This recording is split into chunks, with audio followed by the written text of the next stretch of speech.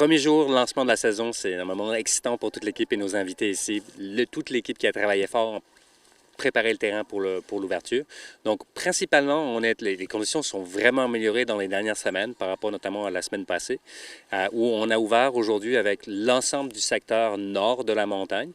On compte à peu près 14 pistes et sous-bois ouverts aujourd'hui, donc vendredi 1er décembre. Secteur sud un peu plus tard, est-ce que selon votre expérience, on peut s'attendre peut-être à la mi-décembre?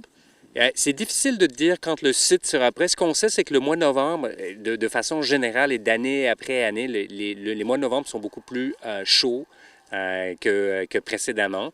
Donc, on a on a des petites fenêtres d'enneigement là, qui sont de 48 heures, 72 heures au maximum avant des redoux. Donc, on voit, ça fait du chaud-froid, doux, redoux, gel, dégel. Ce qui fait qu'on est toujours en production de neige dans le sommet du secteur sud, dans la Pichard, par exemple. Mais il nous reste encore, on va dire, une bonne semaine, probablement à 10 jours de production pour pouvoir, si la météo et la température collaborent, pouvoir penser à avoir un ski-out et un accès au sud. 2023-2024, donc c'est une saison importante pour vous. Est-ce qu'il y a des nouveautés cette année? On est toujours porteur du projet d'investissement, vous le savez. Là. On travaille fort avec le Conseil des maires, la MRC, Alliance Affaires aussi, pour continuer ce qui est notre priorité, c'est de travailler sur le plan de revitalisation de la montagne. On a quand même lancé une saison là, que je pense qui va être très belle, on espère. Au niveau des nouveautés, que ce soit ici à la station au Mont-Sainte-Anne ou à la station touristique Stolam, on a ajouté à notre flotte pour la première fois des BR tout neufs. Donc des dameuses toutes neuves, de nouvelle génération, avec forcément en pensant au développement durable, plus d'efficience au niveau du rendement de la machine, et puis plus d'outils technologiques aussi pour trouver de la neige et mieux la répartir sur la montagne. Donc ça, c'est la grande nouveauté de cette saison. Est-ce qu'au niveau, pour les conditions des skieurs, ça sera meilleur avec ces nouveautés? On espère qu'elle sera meilleure. Forcément, il y a beaucoup d'expérience dans l'équipe de nos chauffeurs. Ça prend beaucoup d'expérience pour faire du damage de manière idéale et optimum. Donc oui, ça va améliorer l'expérience des skieurs en cela qu'on va pouvoir avoir... par exemple, on est capable de détecter via des systèmes GPS l'épaisseur de la neige à chaque endroit sur la piste pour pouvoir la travailler et aller rechercher la neige qui est toujours un petit peu comme repoussée par les skieurs sur les côtés des pistes. Vous avez parlé du plan d'investissement. Vous avez eu l'occasion d'en parler, le présenter aux gens des maires et de la MRC? On l'a présenté depuis le mois d'avril-mai. On est en présentation. On a rencontré vraiment tous les acteurs du milieu qui ont endossé notre projet, qui sont derrière et qui supportent notre projet aujourd'hui dans les représentations qu'on fait avec le gouvernement du Québec.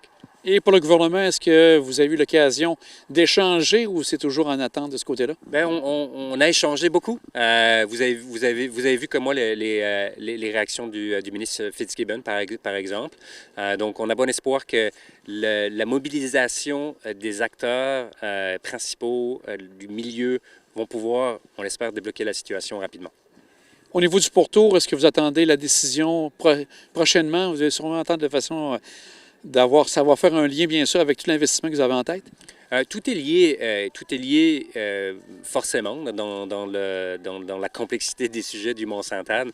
Cela dit, vous savez que c'est un litige entre CEPAC et Station Mont-Sainte-Anne.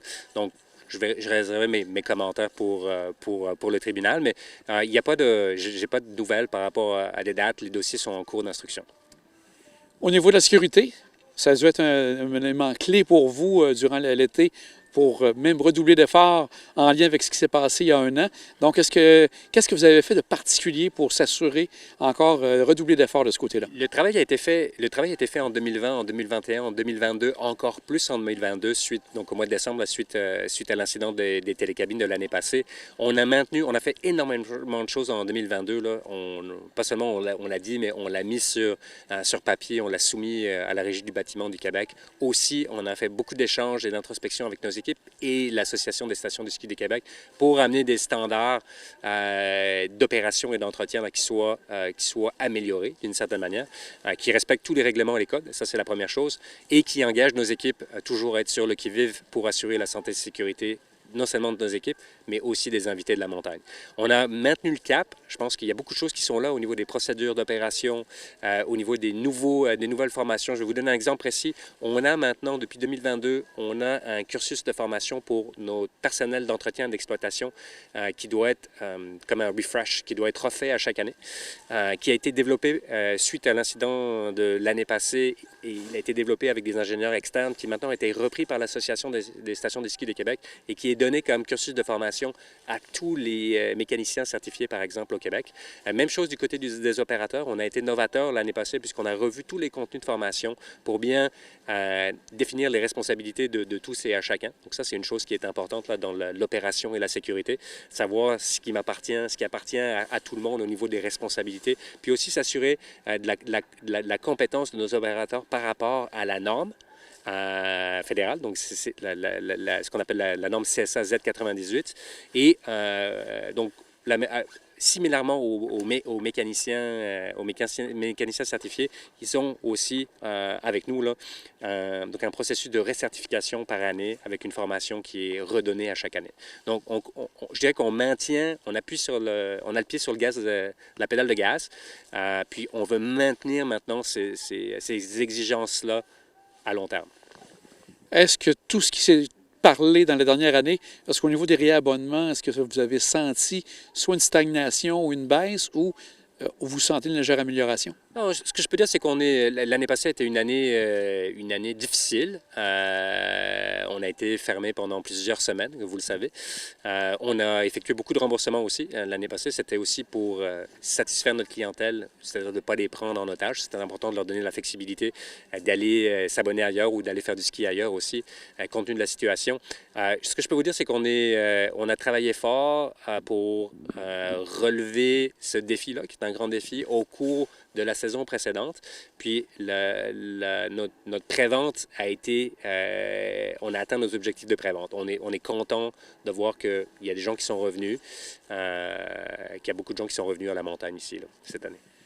Je déborde un peu par rapport à un sujet qui touche la région. C'est le futur projet grand éolien qui se prépare, le méga projet. Est-ce que de votre côté, au niveau du Mont-Saint-Anne, sans nécessairement que ça touche la station, mais toute la partie visuelle, est-ce que de votre côté, vous êtes sensibilisé par rapport à ce projet? On est sensibilisé. On a rencontré les porteurs du projet ça fait maintenant pendant plus d'une année.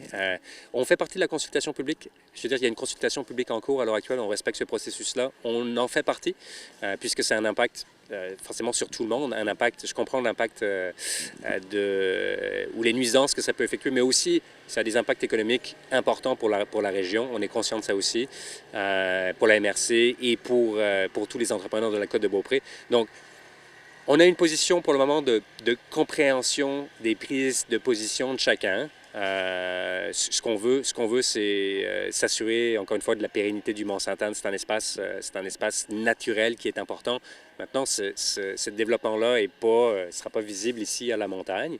Il est du côté du nord de la montagne. Je sais que c'est encore une fois un projet aussi écologique important de développement durable. Il y a une consultation publique en cours, on en fait partie.